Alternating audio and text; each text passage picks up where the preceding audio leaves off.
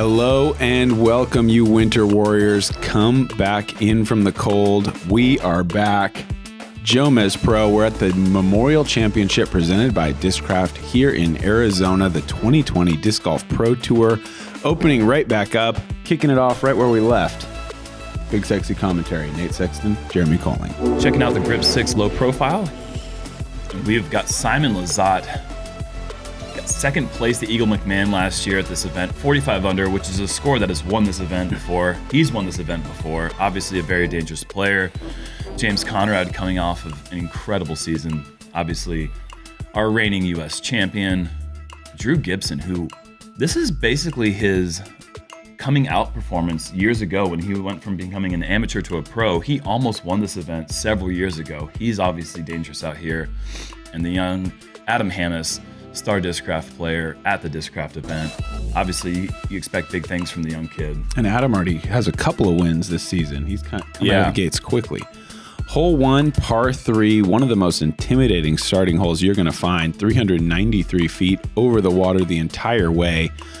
Big backhand hyzer is the prevailing play here. You can go a little long and still be safe, but you're probably going to want to lay that putt up if you're anywhere past that tree because you're going downhill towards that wall edge right into the water.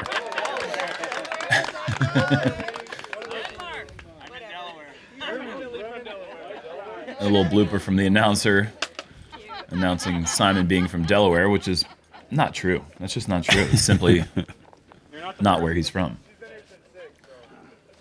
Hole 1 does really test those nerves. Starting event on the Disc Golf Pro Tour season. But if there could be good scoring conditions ever, it is the conditions we were experiencing on the first day of this event. Yeah, the water looking pretty glassy, not a lot of wind. Simon goes big hyzer there, well right of the basket. He probably will have an opportunity to get kind of Simon-y from there and go for it. Yeah. And James taking the more direct low line. This is kind of scary if it... And does it catch the wall? That's the big thing. We need to see if this spotter comes up here and puts a flag. He's going to get to advance up to near the basket. Yeah, I think that's just going to be a tap-in 3. It's a special rule here at hole 1 where if you do touch contact with the sidewall, they say that advances all the way to that spot. And Drew going with a big high hyzer there with a force. Wow. Very safe play. Sometimes those nerves just really make you want to muscle up and not come up short, and you're fine with that. Oh, definitely. It's all about knowing your miss. And Adam, this looks really smooth. Good height, moving left. I like that a lot. Yeah, this is going to be by far the best shot in the group. That's exactly what you're looking at. There's that second palm tree on the right that you're kind of looking at from the tee. You want to aim towards that, let it gently hyzer into the hillside, and that's what Adam did there. There's a Simon-y run. There's going to be a Simon-y tap out for a par to start his season off. And Drew kind of giving it a nice run. Wow. Oh, that is such an aggressive putt from that distance. Easily 60-plus feet away, going downhill with only 10 feet past the basket. I did not expect to see that hitting metal. Wow.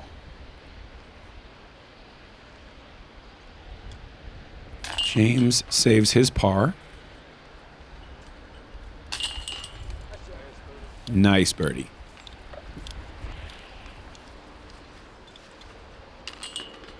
And if you're familiar with this event, you know that Fountain Hills is a sprint right off the get-go. And especially when the wind is down like it is today, the only time the wind really ever picks up is when that fountain's going. And as you could just see in the background, it started to blow. Hole 2, par 4, 703 with water down the left side the whole way. Also an OB line on the right side of the fairway. Players can go with a low backhand hyzer or a big forehand or turnover over the water, and then set up a second shot of similar distance to the first. You're probably looking at least a 350-foot approach here to this precarious green.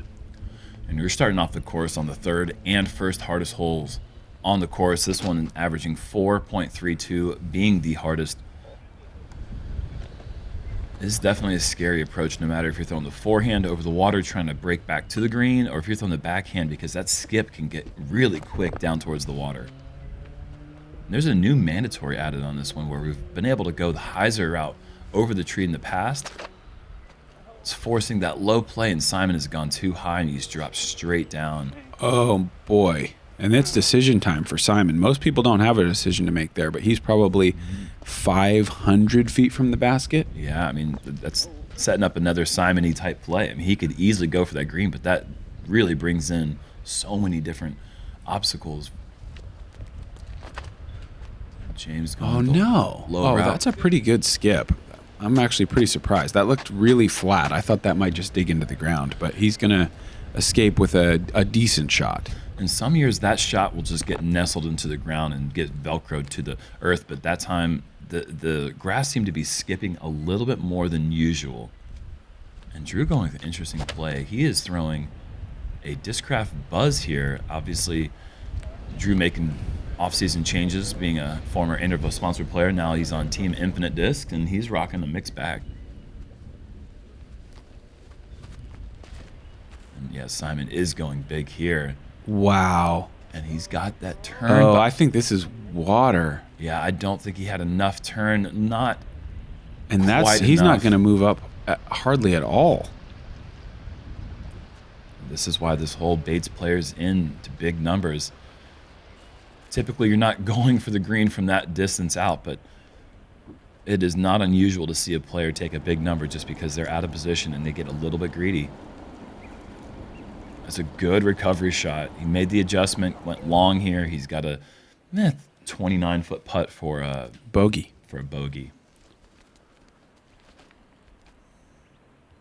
James very direct, looking for a little bit of hyzer finish here. Missed the tree. Yeah. That's solid. Yep. See how he likes a 37-footer. That is a scary putt, but James definitely not afraid to make long runs at birdie putts.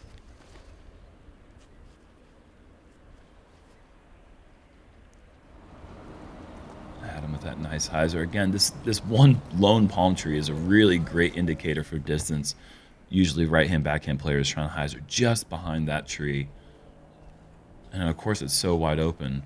Having one palm tree is a really nice thing to have visually for reference. And Drew's drive was huge. And just chipping up there with a Firebird, and he'll have a tap in for birdie on hole 2.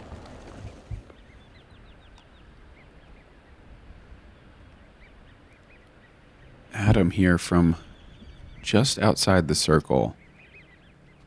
And just a bit low, doesn't quite pick up the way he left off at Augusta last year with his highlight putting performance. And he's quickly becoming known as, one of the deadliest putters we have in the game. James has been known as that for a while, but that one's airballed and man. Worst case scenario into the drink. Man. I hope he got it back.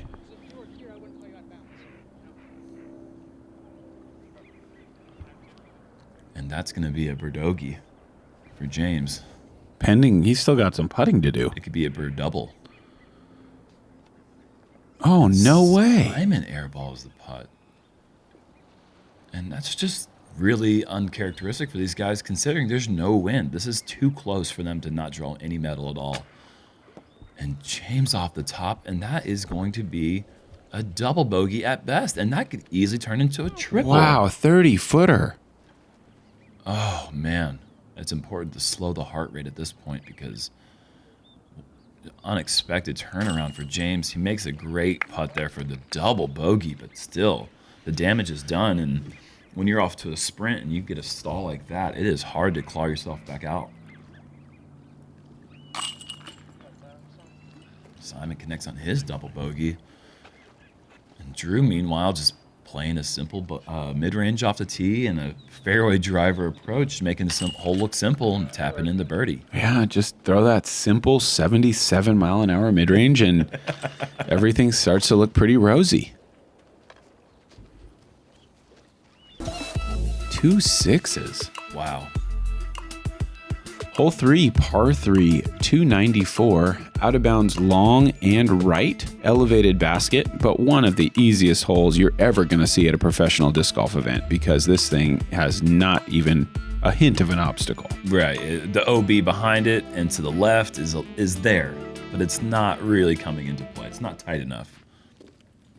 And Really, the first 2 holes, I would say, we're going from damage control to all-out sprint. This is a 100-meter dash from here on out, essentially.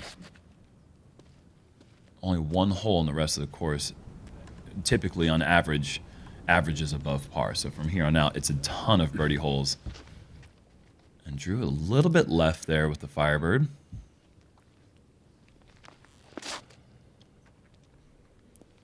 Smooth forehand hyzer from Adam. And that's what you're typically going to see from these players, just a little flick up. I think the flick does fit the hole a little bit better for whatever reason. I don't really know what it is. Maybe that OB is not quite as much in play. So I'm coming up just a bit short there with the spike hyzer. And no surprise, James going with the James Conrad AVR.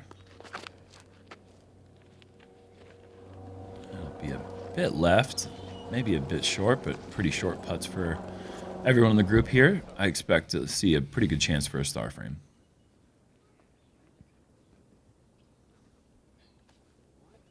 Oh, Simon is a little Yankee right now. Yeah, very, very shaky start.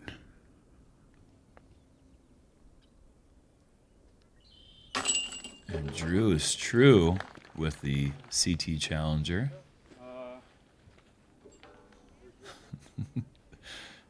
That hairdo, man. That hairdo is wild. And James is just over the rim and in for a good putt.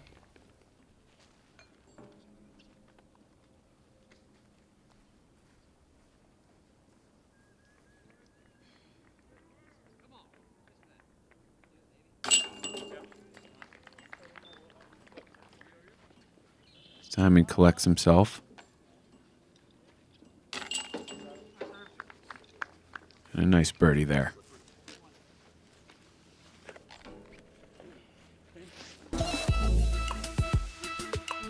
Time for a new hole. Yeah, let's do it. Hole 4, par 3, 250, triple Mandel. This kind of put the course designers in a tricky spot. A couple new constructions, taking away some of the real estate they used to have for disc golf. This is the hole that they have to replace it.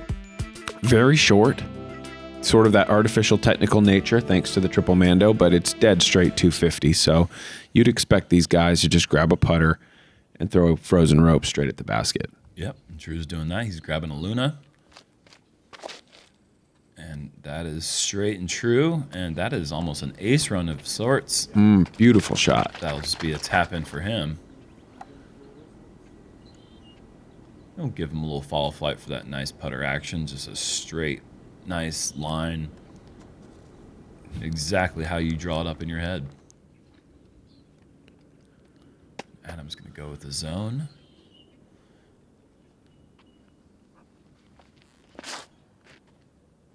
Going a little high, wide, trusting it in. Similar play to how players might play hole 7 at the USCGC with the bamboo hole. It is a similar feel. It's an easier version of that hole. Yeah, it's like the watered down bamboo hole, but still got to execute the throw, and James is not going to be happy with that. That's well short.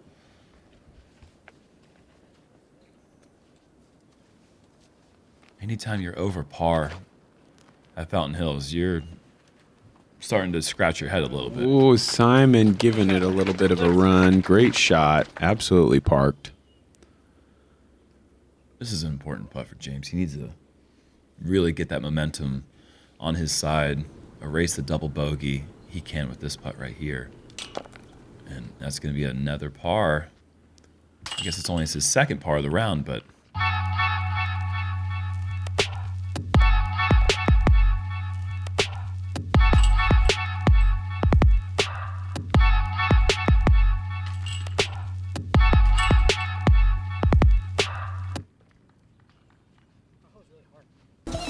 Three birdies and one par there on hole 4, on to hole 5, par 3, downhill 463 feet, OB Road on the right, OB Road long, and this little planter area with the rock and the succulents, also OB.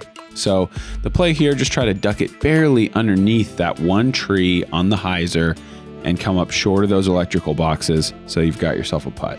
Yeah, the two plays you see predominantly, the big high stall hyzer, if you have the power to boost it high and long, or the more direct low line to avoid the low ceiling branches. And Drew is going with a buzz, believe it or not.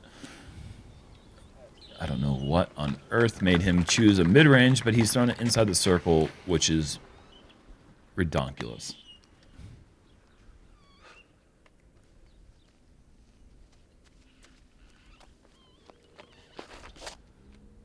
Adam going with that low line. And I like this play a lot. If you can trust your disc over those trees on the right side. And look at that. Look at the result. It's the best way to avoid those trees. And the 2-meter rule is in effect. There's a total of 8 trees in the entire course. But if you do get stuck in them, that will be a penalty stroke. I'm sure it happened to somebody. You know, hole 8 and hole 9, they have a couple of real grabby trees. Great shot. We've got 3 inside the circle on 5. That is unusual. See if we can go 4 for 4 with James going with a star wraith. And I don't think he released that exactly the way he wanted to. That's going to be a bit wide and high there. But there's a branch missing on this green here. In the past, that maybe would have been a bit more obstructed, but James should have a pretty clear downhill look from 40 feet. OB only 10 feet behind it. It's a very scary run, to say the least. But James is heading after it. Oh, and what a good grab from the number plate. One of the few times the number plate actually helps you. I guess it always... If it's going high, the number plate should help you, but... You would think. You'd think.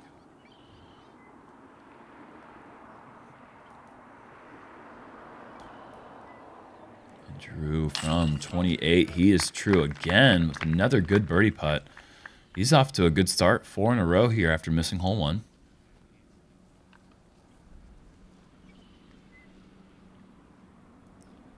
And Simon's starting to get the flow back. He is an even par now. He has officially scratched that double on hole 2 and hope to keep that momentum going for the rest of the course. Adam also moves to -4. Yeah, great start. Yeah.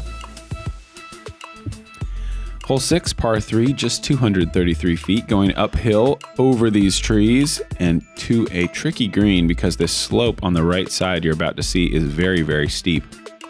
Most players are going to go with spike hyzer backhand here.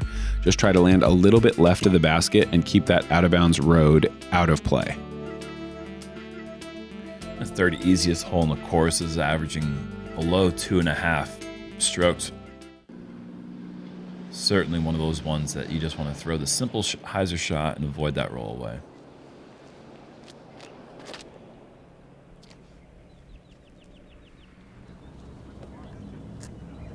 And perfect. That is exactly how you draw it up. Very limited action there. Once it hit the ground, just checked right up.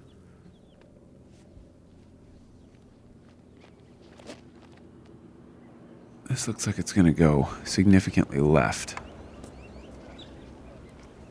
There shouldn't be any decisions on that. I would imagine he'll run that putt. But absolutely running it, but also shaking your head a little. What the heck am I doing this far left? Yeah.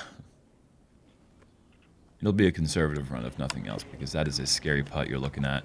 Simon putting the brakes on. That'll be a tap in. And James still over par through 5 holes. This is the time for him to start getting things going. That's a nice shot.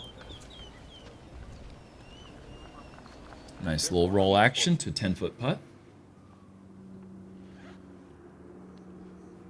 And you have to really put yourself in the position where you only see chains. If you start seeing the road down the hill and start thinking about what a miss might entail, it can be very scary, and it does sit.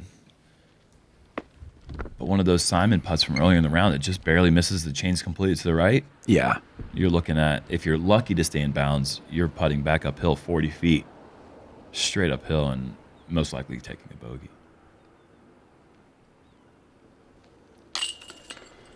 And Drew, now 5 in a row. He's continuing that fire.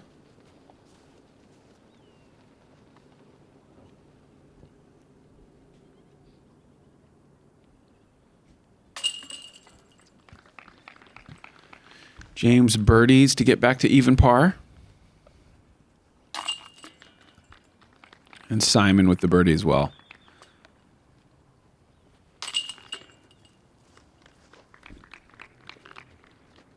God, you can't miss holes like that. He's right, you know. It's better than a bogey.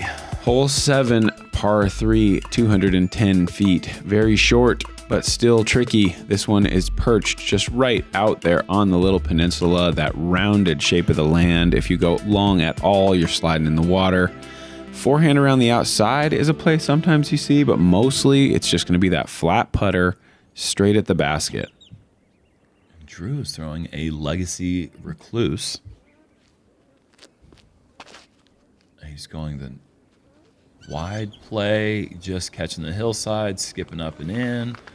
Sweet. And he's got another short putt, and he has been incredibly accurate with his putting so far. Even his one par was just an incredibly impressive par, and to say the least. Yeah. Running that putt with a confidence from 60 feet on a death putt. Simon putting it even closer. I would imagine that's the Sky God. James with the AVR. Super direct line. You hear him say, get down. Oh, no. And he knew it. He knew he had a little bit too much steam, and this hillside, it just doesn't really catch a flat shot. It skips almost every time, so you have to hit that front side of the upslope of the hill. This one should do that. And just coming up short. It is so tricky to get that touch right, but Adam did hit the gunite, so he got to advance there, and he does clean up on his par. The big mistake is just coming up short and in the water and not hitting the gunite, because then you have 80 feet from the pin and automatic layup. Nice putt there from Drew. Very confident stroke. There's just no hesitation or flutter. It's just right in the middle so far. It's a very good start. And Simon now 4 in a row. He's definitely getting things going.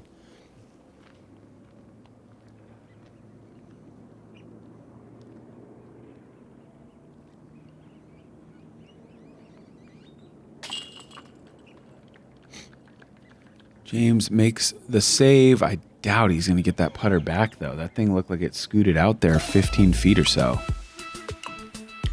Hole 8, our last par 4, 570 feet from the tee to the basket. You're going to go big backhand driver, most likely, and try to go over the trees with maybe just a hint of turnover, and then clearing this hill and going down to the left to set yourself up with a less than 200-foot shot over the water to a very similar green to the last hole. So getting close on that approach, paramount here, because you don't want to have to take that 40-footer with this basket. And Drew going with a PD2. His 4th manufacturer of the round so far. Legacy Discraft Innova Discmania. Huge hyzer. All the way around everything, and still way down the hill. I mean, what a weapon to have that big of a cannon. Just go hyzer around everything and still make it all the way down the hill. Fantastic. Simon as well. He's got the cannons loaded. Equally impressive, if not more. Still just perfect. A little bit of roll. And I think going that big hyzer play is kind of it's a nice play for them, because if you go that direct route, they easily have the power to just throw a modest drive and still get in the water long OB. So that's kind of their checkup shot to avoid going too far, which is a problem most players don't even consider. Keeps me up at night, but, you know, I know. Of course. A lot of guys don't have to worry about that stuff. James with a nice shot. I believe that was the Wraith. Again, he really trusts the Star Wraith. Even on hyzer shots, which I think is really shows off his technical ability. Slight turnover, moving really nice and left here. And this is what I'm talking about. Oh my gosh. That is pushing it to the limit. That did not look to me like it was going that far. Wow.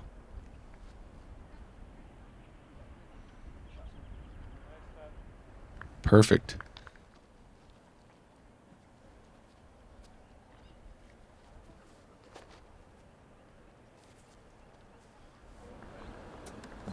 Druna with a Luna, just a bit long. Almost in the tuna. Sorry.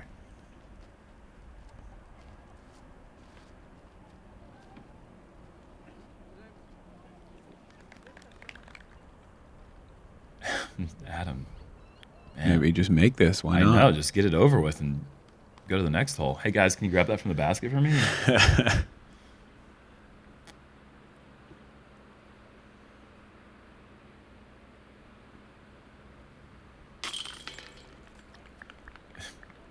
We might be seeing something special here. Drew is just very calm about it. Yeah. Very confident with his disc selection, and despite how he's making it look, the front 9 clearly the more difficult 9. yes, the 9. If you can go 4 or 5 under in the front 9, you're setting yourself up for a really good round because the back 9 is all about shredding, and he's shredding the front. So. Let's take a look at our UDisc Live leaderboard check-in. Look at Eric Oakley. Yeah. 8 down through 8 holes. Wow. Paul Macbeth, Calvin Heimberg, a lot of players at that 7 number, along with Drew, just shredding in this light wind condition. Let's check in with Paul Ulibarri. We've got a whole preview. Hole 9, the hardest par 3 on the entire Fountain Hills course. Why is it the hardest par 3 on the course? You've probably been waiting about 30 minutes on a backup. Then you have to step up to the tee, at the end. a blind shot, 406 feet. What are your options? You could try to land here if you want a par, but last I checked, 17 under audio par is was the course definitely record. off of the Your top next ends. option, try to land it on that Yeah, for the tiny putts, peninsula for the green. chains is all Or even putts. if you land it soft, the wind can pick it up and roll it in the water, disc gone forever. Let's see how it plays out. Drew is okay. He's grabbing the buzz right now, which tells me he's just playing for the safe shot. But he's got that on a good hyzer. That's gotta go. That's gotta go. Oh, yeah. Just over the gunite wall. That'll be most likely a layup. But I mean, we've seen crazier things from him this round already. And as we watch Simon get a PD2 going, a thank you to Ulibarri for that whole preview. I think we're going to try to bring you more of those as the season goes on. Simon a little deep and gone. He skipped off the gunite, it looked like, and he is 30 feet out in the water. That might be the last time he ever throws that disc. James getting aggressive. It's good for me to see tall, lanky guys like James and Simon. Sit down. Sit. Oh, and that man. rolls in. But this is such a small guy tee shot. I have a hard time imagining how you can get low enough to throw the height that you need to be able to get the air to hyzer this far left. It is a low ceiling, that's for sure. Adam with a nice shot. That almost is close enough to bring in the decision. Do I try to give it a floaty bid, or? I think he's going to lay up. I would imagine so. But, I've seen crazier things. Yeah, that's right.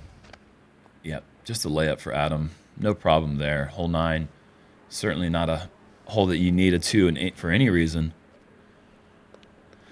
Yeah, James even laying up there, and that is going to be a disappointing even par front 9 for James Conrad. Simon not laying up and connecting on the huge par save. Wow, clutch. Is that a slow mess? It's got to be. I mean, just thanks to the fountain more than Simon. Oh, he did a little bit, but the fountain really is the star of the show right now. Oh, and look at that. Just at that last moment, fountain comes down. And that's important because that fountain does produce a bit of wind. So whenever you see that fountain go up, you're thinking to yourself, all right, are we near the peninsula holes? Oh, man. Yeah. It's all about getting birdies, baby. It still is. Either way, that's 9 holes in the books from Fountain Hills as we look at the absolutely huge JomezPro Founders Club. Huge thank you to you guys for being out there. You see those numbers? That's about how many consecutive months they've been on the Patreon supporting what we do.